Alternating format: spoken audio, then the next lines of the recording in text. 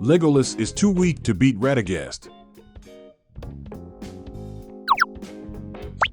First blood.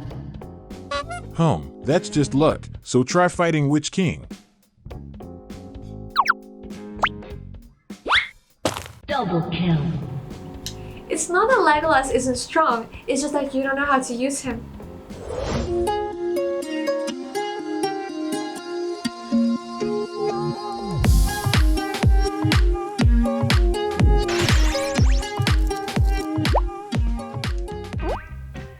As you can see, now I have more than 10 commanders, and my most favorite one is Legolas.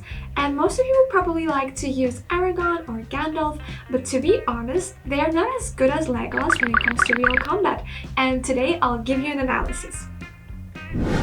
First of all, from the basic stats of the commander, my Legolas has a definite advantage in might, up to 264, which is almost twice as much as Radagast, and can definitely make up for the disadvantage in focus.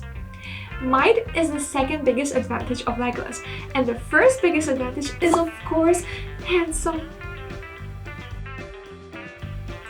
I may not have been lucky to draw enough gold weapons to equip Legolas, but I did make him powerful enough with the weapons I had. There weren't enough gold equipment to upgrade to high stars, so I had to equip Legolas with purple Mirkwood bow and upgrade to 2 stars, and the rest of the equipment was just normal purple equipment. In terms of skills, Greenleaf is worth full level and everyone loves 480% physical damage. And this skill also has a particularly good max level effect, minus 15% max damage. It's really great. And corresponding small skills also increase damage, and I've upgraded almost all of them.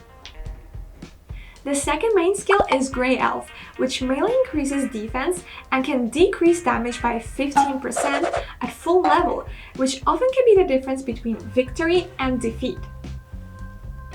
The Deadeye is a small skill that increases damage by 21% against ranged units, so ranged is a must-have. And I have Bow Knight that can charge and attack from afar and is above average in all categories, so it's perfect for Legolas. March Warden, as we all know, is the only level 4 soldier in the barracks and has the highest damage and long-range attack power, and is a perfect choice against giant eagles or huge enemies.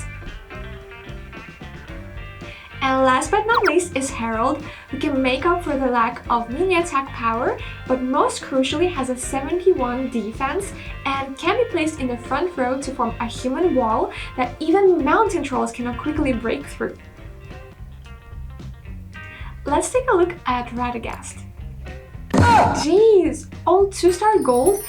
Isn't that like bullying poor people like me? Well, unlike me, he's chosen a balanced allocation strategy on his equipment, giving each attribute quite a boost, with slightly bigger boost on focus. I do get quite scared of focus damage because Radagast doesn't have a targeted defense against focus damage skills, and like Gandalf, Radagast has a very strong recovery skill. His healer, relief, and boost training can all cover a lot of HP for the soldiers, and he only brings the giant eagles with him as a troop, which is a truly terrifying skill to go with the troop type. Now that the preparations for the battle have been explained, without further ado, let's actually take a look at the battle that was fought. Our most handsome commander in the universe, Legolas, arrives on the battlefield with his soldiers, and it's the first time they have seen so many giant eagles, today's enemies' former commanders, but with resolute and undoubted expressions. Herald stepped firmly into the front row with March Warden and Bow Knight already at the back ready with their bows and arrows, and the battle was about to begin. And in terms of numbers, Legolas' team is clearly at a superior, and I believe that attentive viewers have already noticed that the overall combat power of Radagast is indeed a little bit more powerful. And after all, a single combat power of a giant eagle is almost the top of Middle-earth. And some of you may also not know that the giant eagle itself is a Maiar, and all of those who call themselves Maiar are guys with deep pockets. Radagast was the first to unleash his recovery skill, only recovering a lone stun as no damage has been done yet. But it still scared Marchwarden and Bow Knight in the back row to see their bows have been shot into the air without any rules and dealing very little damage. But they were experienced warriors. After all, they had been through war with Sauron. And led by Legolas, they immediately adjusted, working in tandem with Harold, concentrating this attack on the frontmost giant eagle firstly. The eagles panicked and a few of them even broke away from the group. Whoa! And at this point, Radagast shouted, "Beast training!" And at this moment, the eagles immediately repaired their HP and their confidence also restored. As you can see, the battlefield was quite fierce and both sides fought back and forth. I really admired the resources of the elves because those arrows seemed to be endless and so dense that the giant eagles couldn't completely avoid them even if they were nimble enough. But luckily, Radagast's recovery skills were powerful enough to hold on. But let's not forget that the elves are not ordinary humans. Their own fighting and recovering abilities are not to be ignored, and their obvious advantage is in numbers.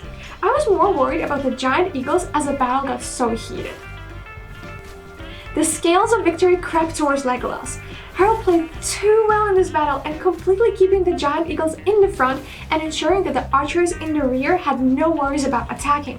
However, the attack by the giant eagles was not easy for Harold, and the numbers began to drop significantly. And the Bow Knight, who had the advantage of charging, moved forward to fill Harold's gap, a death-defying attitude that at once scared the giant eagles. Marchwarden continued to shoot arrows while casting a respectful look towards Bow Knight. Radagast's powerful recovery was somehow impotent given Legolas' powerful attack, and the giant eagles began to lose ground, their recovery not keeping up with the number of shots coming down. They unconsciously took a step back, and Legolas noticed it, his combat experience coming into play at this point. He sent his most mobile Bow Knight around to the rear of the giant eagles, not only blocking their retreat, but also forming a front and rear attack with the troops in the front.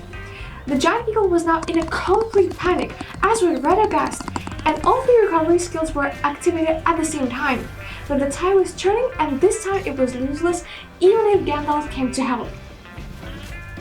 The Marchwarden in the back are already becoming lazy, and even some soldiers are preparing seasoning for the grilled eagles. The battle is not over yet. What a great mental strength and confidence, and it seems that Legolas tactically approves of this behavior. The giant eagles are so miserable that they are still hanging on for victory, but their fate has already been sealed. And after their glorious sacrifice, they may have to become food for the elves. Radagast did his best, but Middle-earth is such a cruel place that only the winner can be king. The battle was finally over, and Legolas won with a strong combat bonus. So Legolas proved to be a very formidable commander, and with Harold, Bow Knight, and Marchwarden, you can even beat a T3 commander. So those of you who like Legolas, give it a try. Bye!